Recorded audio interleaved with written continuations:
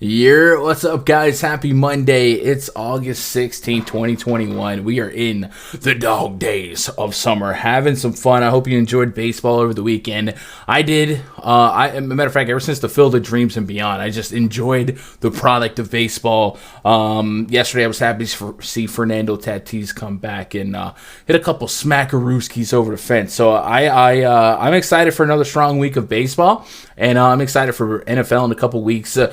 This video is always brought to you by RunDFS.com and PrizePicks. So you guys know the drill. If you guys want access to the actual tools that I use and created and wrote and coded and all that good stuff, go to RunDFS.com. Get yourself a subscription. Just try out a week pass. I think $20 right now is a week pass. That's daily access to this beast, the RunDFS.com MLB VIP spreadsheet. And then, of course, the VIP subscriptions right now are discounted versus what they will be on September 1st. They go back to normal pricing with football back and then basketball on the horizon. So good way to support the stream and get something in return, man. We're going to talk briefly about the 10 games on today's slate. And then after the first look, there's going to be 2 pitchers I'm kind of leaning on early on, 3 hitters and 2 stacks. We will be back this afternoon at 3 p.m. Eastern, 2 p.m. Central to swim a little deeper, do a little bit stronger research, maybe get a couple of lineups out confirmed. You guys that are regulars, you know it's a good time, so hopefully it'll be part of your process. And if you guys do want to be part of that, there is a link in the pinned comment below. You guys can click that link, set a reminder, and when it does go live, you'll receive yourself a push notification. 10 games tonight. Real quick, Yankees hosting the Angels. Jose Suarez, the southpaw, taking on Garrett Cole, coming back from the COVID IL. Hopefully he looks strong here. He's 10.9K on DraftKings. He's going against a high strikeout Angels lineup. It's not your daddy's Angels, and by daddy I mean it's not the Angels that they expected to have, the Rendones, the Trouts, but they did get Jared Walsh back lately, and Ohtani's still a beast, but there's still a ton of strikeouts to be had in this lineup. Yankees 5.3 implied run total, Angels at 3.3. Then we're going to Miami, the Marlins hosting the Braves. Tuki Toussaint taking on Braxton Garrett. We got an implied run total of 3.9 for the Marlins. The Braves just 4.7. Also Rays hosting the Orioles. Rays coming from Minnesota and the Orioles coming from Boston. Matt Harvey taking on Colin McHugh. Looking like a bullpen game for the Rays, so keep an eye on that. I'm not sure what to expect out of McHugh in terms of pitch counts. I got him listed as just an opener right now. We haven't seen more than 2 innings out of him in a while. We saw 3 innings on July 4th. So not somebody I expect to be stretched out, but he has been pretty good at the old strikeout ball. But might be one of those spots where we just can't get to pitcher in a pitcher's park. Matt Harvey, 6.3K. Orioles implied run total of 3.3. The Rays, 5.4. Reds hosting the Cubs. Justin Steele, your girl, taking on Wade Miley Cyrus. It's going to be a party in the GABP as the Reds have a 5.8 implied run total. Steelers actually look solid in terms of advanced metrics, heavy ground ball rate, super soft contact rate, but just in 18 innings of sample size. We'll look more at his minor numbers later today. Reds are a really strong home team, so I expect them to generate some interest. And then the Cubs have been really, really bad. So we'll see if Wade Miley's ownership surprises us. We also have the Royals hosting the Astros. Jake Odorizzi taking on Carlos Hernandez. Astros 5.6 implied run total, the best road team in baseball, taking on the Royals implied run total 4.5, so look out for that. Also, White Sox coming off a series loss against the Yankees. Oh yeah, Frankie Montas taking on Dallas Keuchel. Athletics have a 4.6 implied run total, the White Sox 4.5, so essentially a pick'em. Athletics still playing pretty important baseball as they are in charge of their own destiny when it comes to that wild card spot. Just got to keep winning, and the White Sox are a tough team, so we'll see if they can keep strong after a series against the Rangers. Also, Indians taking on the Twins. Griffin Jacks hosting Cal Quantrill. Indians have a 4.7 implied run total, and Twins have a 4.9 implied run total. So we might get some fun runs out of this one. I definitely am more inclined to look at the bats than the pitchers, but Quantrill is an owner of just an incredible slate-breaking performance just a few starts back against the Tigers. And then we're going to Coors. Rockies hosting the Padres. Padres got Fernando Tatis just in time after curtain calling a no-no. And Antonio Senzatella is now waiting for him in Coors Field. Ryan Weathers is on the bump for the Padres. Implied run total for the Padres, 6.4. Rockies at 5.8. Definitely looks like a fun offensive game. 90-plus degrees projected temperature in Coors, so I'll definitely be here on offense, and I'm sure the field will be as well. Then the Giants hosting the Mets. Mets got embarrassed against the Dodgers yesterday. Rich Hill looking like he might take the bump, taking on Kevin Gausman. Implied run total for the Giants, 4.7. The Mets sitting at 3.4. And finally, the Dodgers hosting the Pittsburgh Pirates. I mean, this is a... I don't know that... I guess the Cubs now, but you take one of the best teams in the league versus one of the worst teams in the league, and minus 350 money line. That's the result you gonna get. The Dodgers have right now Edwin Ucita as the projected pitcher, and they are minus 350 favorites. 6 implied run total, Pirates at 3.3, and that's our slate. So only a couple of pitching names kind of stuck out as guys that I could be curious with. So I think it might be fun to dive a little bit deeper later this afternoon and see if we can't justify some pitchers a little bit more that we wouldn't usually target. But the two names that did kind of stick out with me, if we want to stay with it, let's start with, let's go back to San Francisco. Hey, when the Gausman's testifying, K-less men believe. Kevin Gausman at home been pretty doggone strong. A 30.5% K rate, 180 average allowed, 0.88 home run per 9. The Mets are in a skid.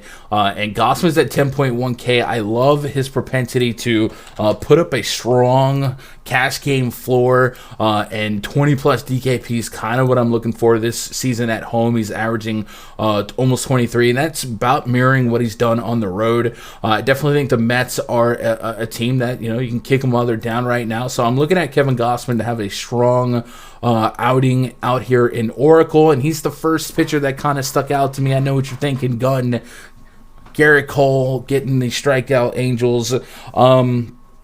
Yeah, I didn't want to be cheap and biased and mention that. I am very interested in that, but Garrett Cole is coming back from the COVID IL. You got to worry about, where he's at in the strength-wise. He did say he got his butt kicked with the symptoms. So at his price point, I wanted to be a little bit safer in the first look. And I think Gausman has a little bit better of a spot, a little bit better of a park. So I'm leaning him, but I'm absolutely going to be an investor in Garrett Cole today. But I just thought he had a little bit more moving pieces, moving variables. So Gausman's the first pitcher I want to look at. And then for a little bit of salary savings, the Marlins strike out 25% against righties, and Tukey play that game. Tukey Toussaint, 8,400 on DraftKings. He's got a 24.6% K rate, 2 righties with a 3.3 xFIP. Those are important numbers to me to isolate because the Marlins project extremely righty heavy. I got just Jazz Chisholm and the pitcher as the lefties in this potential lineup. Maybe they throw some curveballs at us, but if I can really focus on those metrics, those numbers, that 3% walk rate, I like Tukey Toussaint's chance at 8,400 to take advantage of a pitcher's park, Marlins Park, and be a super solid play. Marlins below average in just about every metric against right-handed pitchers, and even worse when you look at their home stuff, 91 WRC plus against righties, so below average there, and then the K rate is just enough for me to be involved in Tukey Toussaint. He's got 11.2% swing and strike rate on the season, and like I said, he's already out there at 1-4. So give me some Tukey Toussaint, a little bit of salary retrieval in the SP2 slot on DraftKings, and the Braves, they're in it. They got to win the games you're supposed to win, right? The Braves, the Phillies, the Mets, they're scrapping. So I'm looking at them to lean on Tukey Toussaint a little bit. And let's move on to hitters. Here we go again. Carl Johnson Crone. I'm pretty sure his name is not Carl Johnson, but we got to tie in the Grand Theft Auto reference. Humor me. CJ Cron, $4,800 on DraftKings. He's getting the left-handed pitching stylings of Ryan Weathers. Me. I'm a rusted and weathered, barely holding together. 205 home run per nine allowed to right-handed hitters so far. CJ Cron is kind of locked in. He's got a 300 plus ISO against lefties since the beginning of last year, a 984 OPS. Does have a little bit of a strikeout bugaboo, but hey, Ryan Weathers, he'll pitch to contact. Just a 7.6% swinging strike rate. I like CJ Cron to get into a solid game here, and I'm not a game log watcher, but under 5K, he's looking pretty decent, right? A homer in a couple double-dong games in his last 10. I mentioned it earlier. The Rockies don't really get the home respect that they deserve. They're still the highest-scoring home team in baseball. And CJ Cron is a big part of that, especially as of late. He's averaging over 10 fantasy points per game at home this season. You put him in there against a contact lefty at under 5K. I am an investor, so give me some CJ Cron here, and let's move it on. No one told you life was going to be this way. Yeah, that's right. Albie's there for you. I feel like this video series is just always an Ozzy Albies tout sesh, but man, Ozzy Albies really doggone good at the baseballs. He's second base eligible only on DraftKings, and he just gives you fantasy points, and then he gives you some more fantasy points, and then when he's done giving you fantasy points, he gives you more fantasy points. I mean, just a ridiculous floor right now. Double-digit fantasy points, doing it in so many different categories, but namely hits and homers, man. Yesterday was the first game in a while. He doesn't send one over the fence. He's kind of locked in. I like his matchup today against Braxton Garrett. I really like Albies against lefties, batting .347 since the beginning of last year against lefties, a 270 plus ISO, and just a 13% K rate. Guess what? Braxton will match that average. 307 average allowed to righties and a 32% line drive rate. Maybe not leaning on Braxton for a homer in this park, but I like the spaces, crevices, and gaps in Marlins Park for Ozzy to get on base and hopefully be an impact player here. A lot of implied at-bats in this spot. I do think the Marlins pitching staff is much better than the public perception, so we're kind of banking on talent to supersede the matchup, but I think the talent is absolutely there. So if he's going to lead off and give me a shot at 6 at-bats, I like my chances at double-digit fantasy points, so I'm looking at Albies here. And then lastly, the smoothest slide since I messaged my girlfriend, hey, you up. Trey Turner, yeah, 5,500 on DraftKings, 3,900 on FanDuel. He is looking really good. Steven Brault coming back for the Pirates here this season in just 9 innings of sample size, a 22% K rate to righties, and a 225 home run per 9. We expect that to look a little bit more like maybe last year's numbers, to stabilize just a little bit. And last year, a 488 xFIP to righties, 20% K rate, and a 12.7% walk rate, right? The average allowed and the home run per 9 allowed was really, really low, and that was backed up by a high ground ball rate and a 26.5% hard contact rate. But I like Trey Turner to beat out infield grounders. I like him to draw walks. I like him to hit for a little bit of power, batting almost 360 against lefties since the beginning of last year, and we definitely know that he'll swipe a bag. So I think Trey Turner is going to be a really high sought-after play for me today, and I love the fact that he is leading off for the Dodgers here. I almost made the mistake of having 2 guys at the same position like I did the other day, but he is also shortstop eligible. Little extra versatility on where to put him in your infield spot. So give me Trey Turner for just an incredible floor to ceiling ratio, and I like the Dodgers to beat up on the Pirates. And I will talk about the 2 stacks, and since we're here, the Dodgers, yeah, I'm a buyer. 6 implied run total. This should be a laugher. I think Brault does have a ground ball rate that maybe plays a little bit of spoiler, but we're seeing some hard contact problems out of him. 47.8% hard contact rate against righties. He has pitched a couple of times in the last, or in this month, the Cardinals and the Brewers. The Brewers on August 4th, the Cardinals August 10th. We saw 6 strikeouts against the Cardinals, but we also saw 2 homers, 5 hits. So the whip was 1-1 here, and I think the Dodgers can just really make the best of a contact pitcher. So I'm leaning on the Dodgers early on to be a positive stack here. And I expect them to not be low owned, but I can't really push back here. So maybe this lineup comes out and surprises me. But Trey Turner, Justin Turner, Will Smith, all guys I really like to put against lefties. And then in this Pirates bullpen gets introduced to the mix. Max Muncy's been killing it.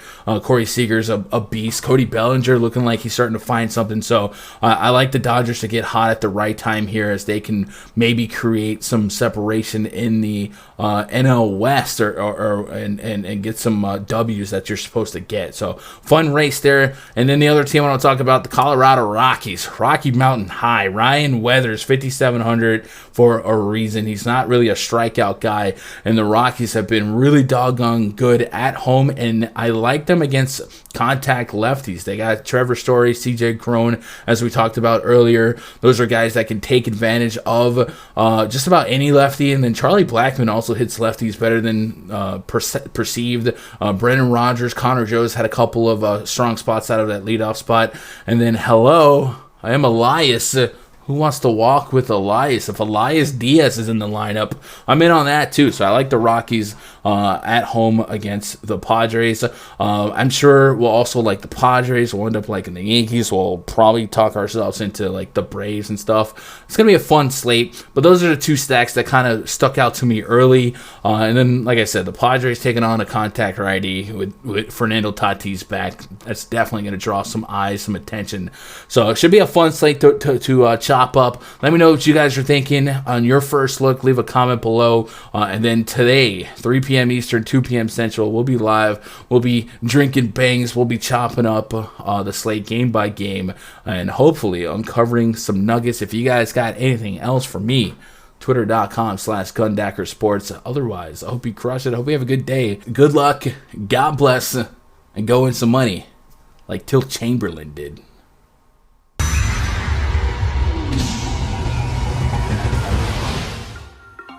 Channel memberships are live. If you've got love for me, I got love for you. Earn your status as a baller, legend, or Hall of Famer, and get exclusive perks in this channel, like members-only video content, live streams, and rock those custom emojis and badges next to your name that you can flex in every comment section on this channel or in our live stream live chats.